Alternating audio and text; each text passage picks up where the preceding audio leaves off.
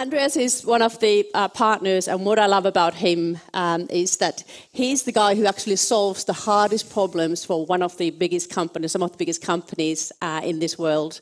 And what I also love about him, that he really gets into the human psyche of things. So over to you, and I look forward to what you have to say today. Thank you so much. So I just wanted to point to you to this report that is on your tables. Is one of the first reports that we co-authored between Red Associates and Cognizant.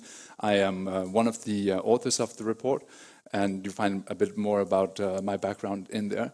But otherwise, I'll just mention a few things. One is I'm a partner with Red Associates in Copenhagen. I have a new name. I was recently married, so at age 43, I'm trying to kind of reshift my social media, my business card, everything. So please do a search on any combination of the names you have up there, and I'll probably pop up. The other one is, for those of you who don't know Red Associates, so we're a small consultancy, about 75 people, offices in Copenhagen, London, and New York. About a year and a half ago, we entered into a strategic partnership with Cognizant. So they own a 49% stake of our company, and we've been working very closely since then. And we really come at this whole endeavor from the understanding the human sciences perspective. So that's what I'll focus on mostly in my speech today. It's called People Before Technology. It's kind of the same theme of being digital means being more human. And there are a lot of aspects to that. What we'll focus on especially is how we can use a deep understanding of people to revitalize big data and analytics, and use that to really refocus kind of data-driven decision making. So I'd like to, in terms of when we talk about people, to show you Mika. So Mika is from Harlem in New York, and he was one of the people we met in a recent study. So Mika was born into the projects in Harlem, and kind of the only life choice he had really was being a criminal. So he hung around drug dealers when he was young, then later became a drug dealer, merged into becoming a hitman, and then now finds himself, when we met him, kind of late in his career.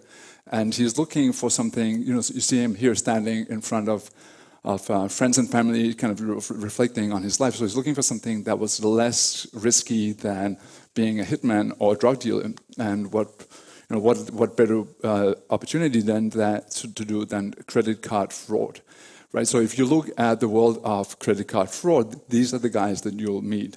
And the reason why we met Mika was we wanted to understand credit card fraud, not from people who are the victims, but people who commit credit card fraud. So what is the world of doing credit card fraud? And is there a way, by really spending time with the people who commit the crime, that we can come up with algorithms that will help us detect and avoid credit card fraud?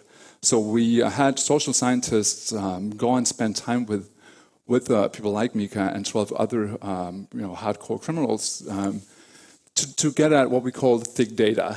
So what's kind of a deep insight into the world of fraudsters.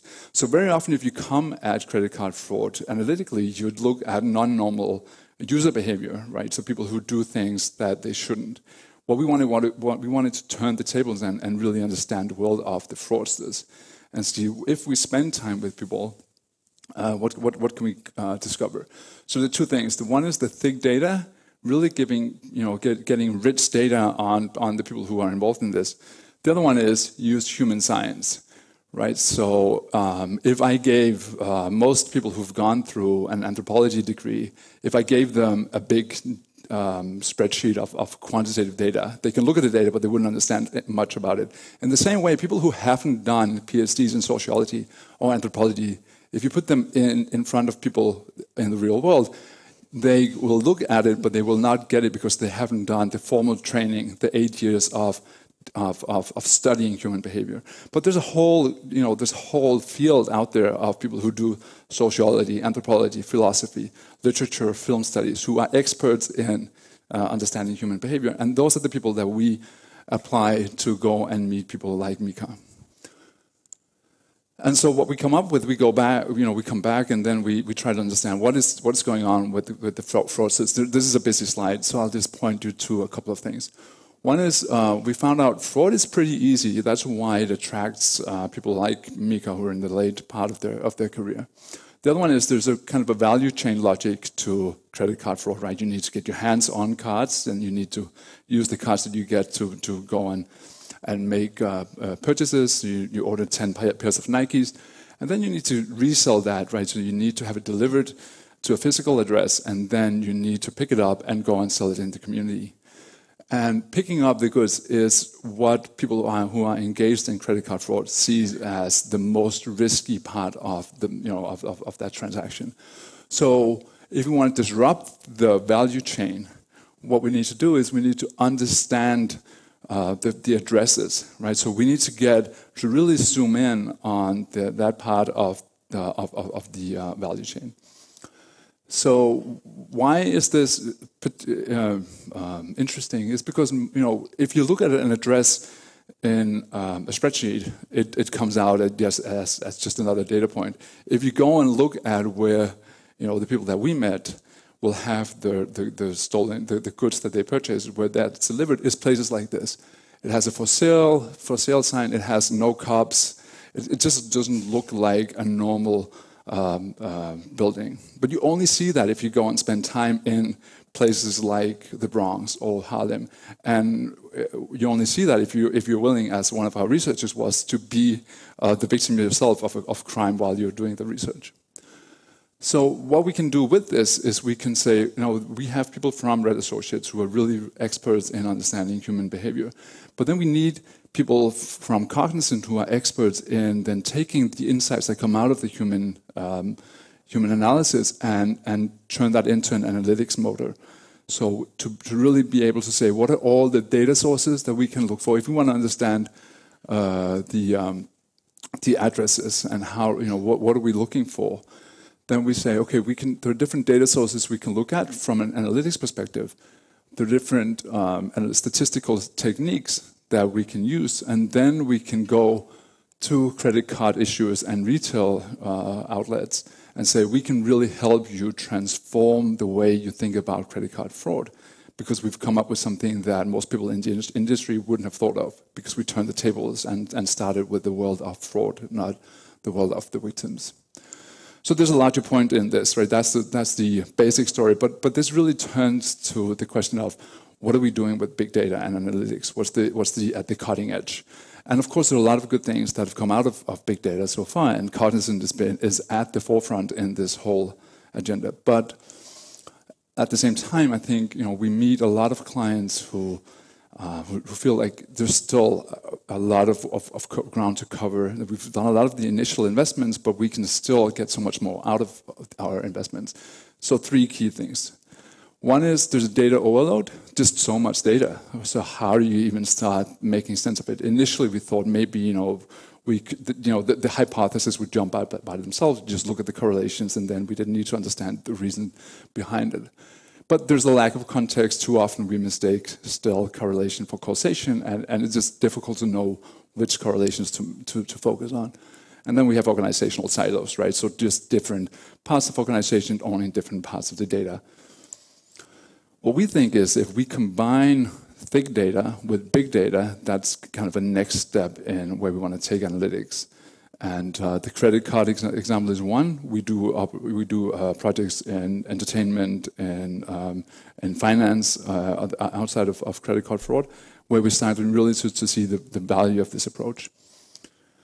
And this is quite a complicated slide, but I'll just share the basic logic. There's a difficulty level, so why is nobody else really doing this? Why is nobody else taking a PhD from Cambridge who has done medical anthropology with a PhD in statistics and putting them in a room together and saying, what can you do if you combine? Because it's quite difficult. They're 2 different worlds, right? And also a lot of people companies are just focused still on data integration.